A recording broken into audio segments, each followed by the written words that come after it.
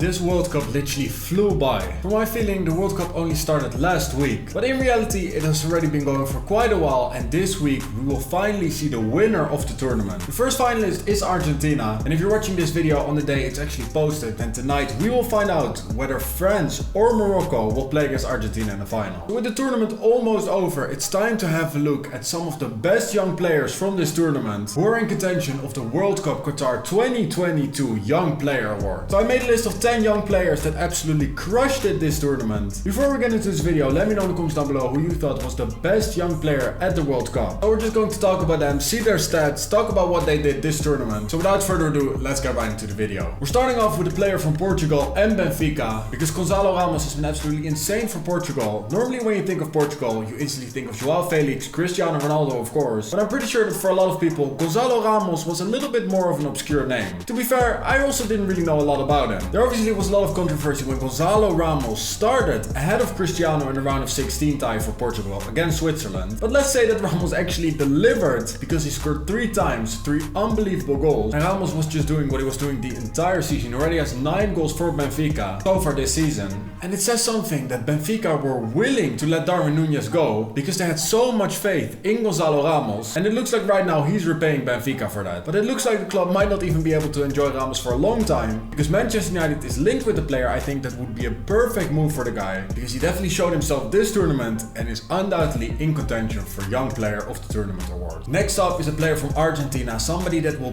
probably play the final alongside Lionel Messi. This guy truly has been unbelievable this tournament. Julian Alvarez is literally turning out to be Sergio Aguero's regen. He is a striker, he also plays for Manchester City, he's Argentinian of course, and it also looks like this guy doesn't have a lot of trouble with scoring goals. So far he already scored 4 this tournament for Argentina, as he stepped in for Lautaro Martinez, who wasn't really finding his form at the beginning of this tournament, but Alvarez replaced Martinez seamlessly, striking up a perfect partnership with Lionel Messi, which definitely showed in the second goal of Alvarez in the game against Croatia, with that unbelievable assist from Lionel Messi. But definitely credit where credit is due, Alvarez is making a name for himself this tournament. And in regard to Manchester City, this is not fair. They already have Erling Haaland, they also have Julian Alvarez, arguably 2 of the better young strikers at the moment in football. And who knows, if Argentina actually managed to win this tournament, Alvarez can definitely look back on an absolutely insane tournament for him personally. Next up is Bukayo Saka from England. Unfortunately, England did not go to the semi-finals. It was a tough game against France. In moments it actually looked like England were able to win that game.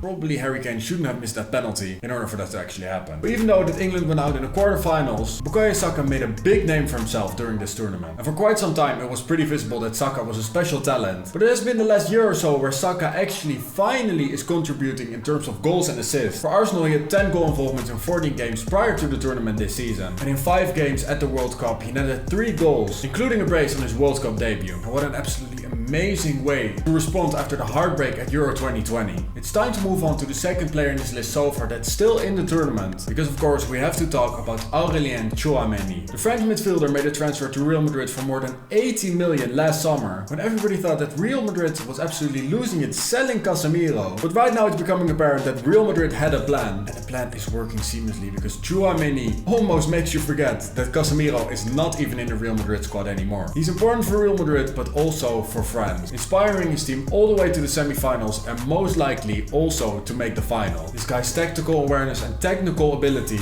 are as good as the best in the game today. And during the tournament he was controlling the midfield for France while also always looking to get a goal as well. Something that he also managed this tournament, scoring once in 5 games. And the fact that this guy controls the midfield, is very important defensively and is also capable of scoring a goal, makes him one of the most dangerous midfielders in the entire world. So it's safe to say that Tchouameni was one of the best young players at the tournament, if not one of the best players at the tournament, period. The next player comes from the surprise package at the World Cup, because how can you make it to the semi-finals for the first time as an African country without having a standout young player on your team sheet? I could have picked someone like Achraf Hakimi here, but we know for quite some years that that guy is absolutely insane. But somebody who truly announced himself to the world and is currently gaining interest from FC Barcelona is Azedin Ounahi. The midfielder wearing the number 8 is forming a formidable partnership with Soufiane Amrabat for Morocco. The midfielder is currently playing for Angers, who are last in the French Ligue 1. It's actually funny to think about that Angers have two Moroccan players that are absolutely shining at this World Cup, Bukayo and Ounahi, and yet they're still dead last in Ligue 1. So maybe Angers will get relegated this season, but I have a feeling that Azedin Ounahi will not even be there at the end of the season. His market value is currently 3.5 million only, and after his performances at the World Cup, the club is definitely going to come in for this guy. And as I already said, Barcelona is reportedly very interested in signing the player. Of course, they can't really spend a lot of money, so somebody who's available for a few million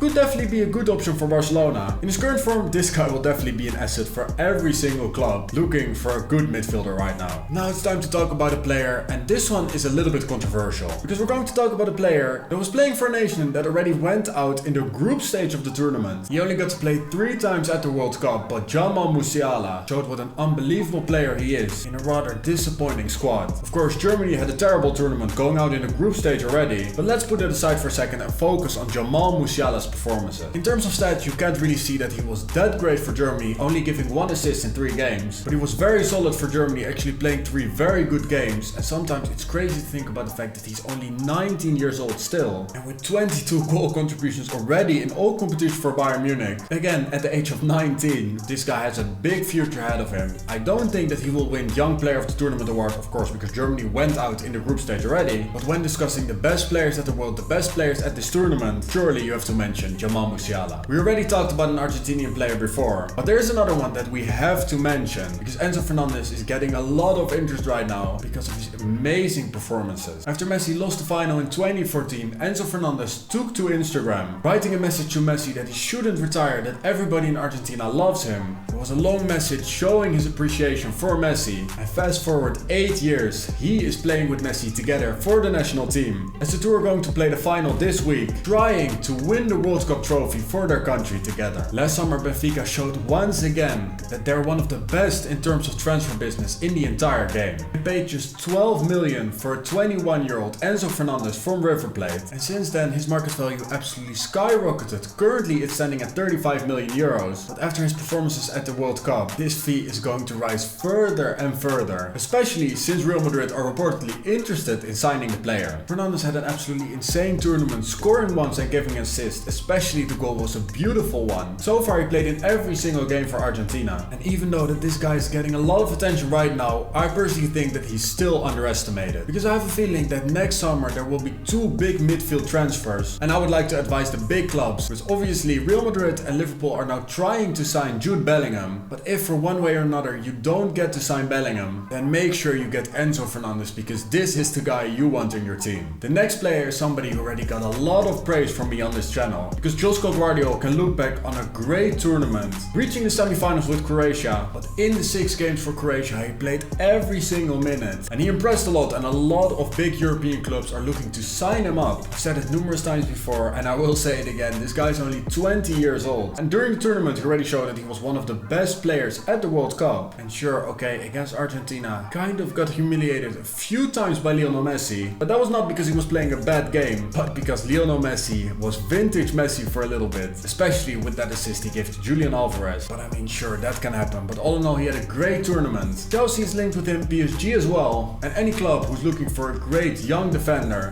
this is the guy you want to sign up. Second to last player we're going to talk about is Jude Bellingham. Before the tournament even started, we knew that Bellingham was most likely going to be in this list. Only way for him not being in this list was if he would disappoint at the tournament, but he definitely didn't do that. He played 5 solid games, getting 2 goal contributions, taking his unbelievable form from Borussia Dortmund to the World Cup for England. I mean, we can talk about Bellingham for a long time. The fact that he's still 19 and already so mature says a lot, and I mean, I talked about this guy many times, so you guys already know how good I actually think Bellingham is. But the most interesting thing for the next couple of months will actually be to see where Bellingham will actually end up. Will it be Liverpool? Will it be Real Madrid? Let me know in the comments down below where you think Bellingham will eventually end up. The last player of this list is Cody Gakpo. This guy truly was the breakout star for the Netherlands, scoring 3 times in 5 games. For the first time actually convincing me as well that he is actually capable of doing it at the highest level. But I do want to play the devil's advocate for a little bit, because the games that he actually impressed in were against Qatar, Ecuador and Senegal. To call those 3 nations the